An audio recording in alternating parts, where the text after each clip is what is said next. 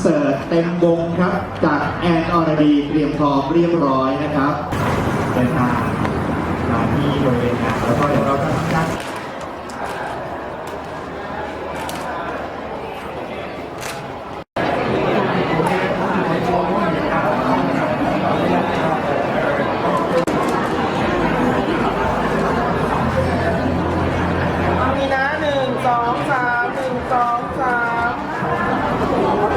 มอบนะคะความสุขและก็ความสนุกให้กับนะคะชาวอุดรนะคะมอบเครื่องสูบน้ำให้ด้วย1รางวัลค่ะนะคะโดยจะขออนุญาตได้ด้วยค่ะมาแล้วนะคะขออนุญาตบอกกติกานิดนึงคุณการติมานามธรรมค่ะอยู่ในงานไหมคะมาแล้วค่ะสุภาพรสวัสดิ์ศรีค่ะอยู่ในงานไหมคะต่างกันพี่ก็บริษัทไมโครพลัสบริษัทที่ดีกรธนาคารทหารไทยมาทุกท่านในงานฉลองโชว์รูมและศูนย์บริการใหม่ของนู่นเลยด้วยความที่ประผมทำธุรกิจในแวดวงรถจักรยานยนต์ก็คิดว่าถึงช่วงดอนซึ่งครบครันและทันสมัยมีมาตรฐานพร้อมให้บริการธุรกิจขยายโชว์รูมอีก1 สาขาเพิ่มขึ้นมาผู้บริหารระดับสูงอย่างนี้เป็นต้นนะครับเพราะว่าการจัดโชว์รูมอย่างเงี้ยและทุกสาขาด้วยนะครับมีความประสบความสำเร็จเติบโตอย่างแข็งแรงและมั่นคงยิ้มหล่อๆสวยๆยิ้มกว้างๆได้เลยค่ะสื่อมวลชนเรียบร้อยนะคะท่านไหนยังไม่ได้บอกได้นะคะและนะคะดิฉันค่ะนะคะจะนะคะให้ทุกท่าน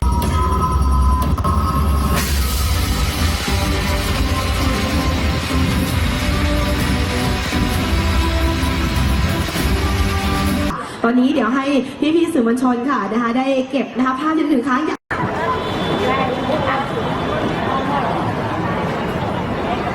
โอเคและคณะค่ะรวมไปถึงค่ะท่านรองประธานหอการค้าจังหวัดอุดรธานี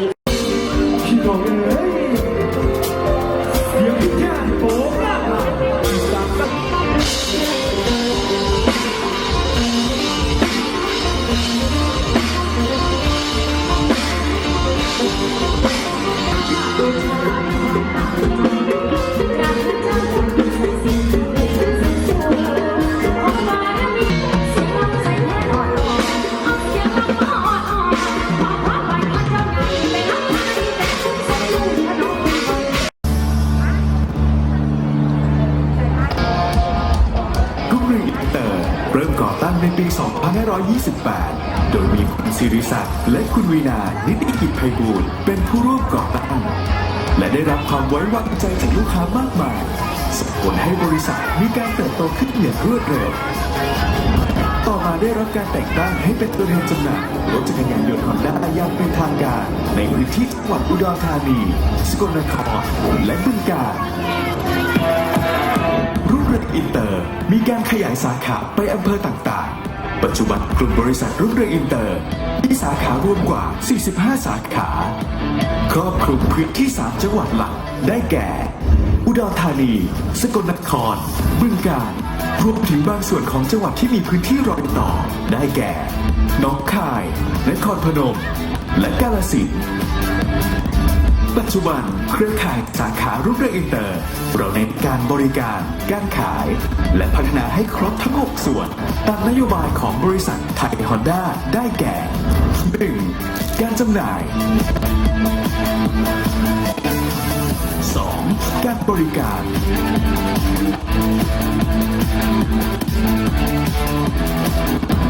3. การบริการอะไหล่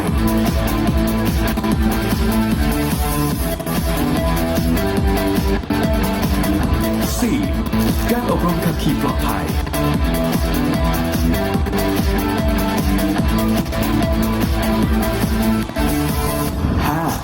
5. รถจักรยานยนต์มือ 2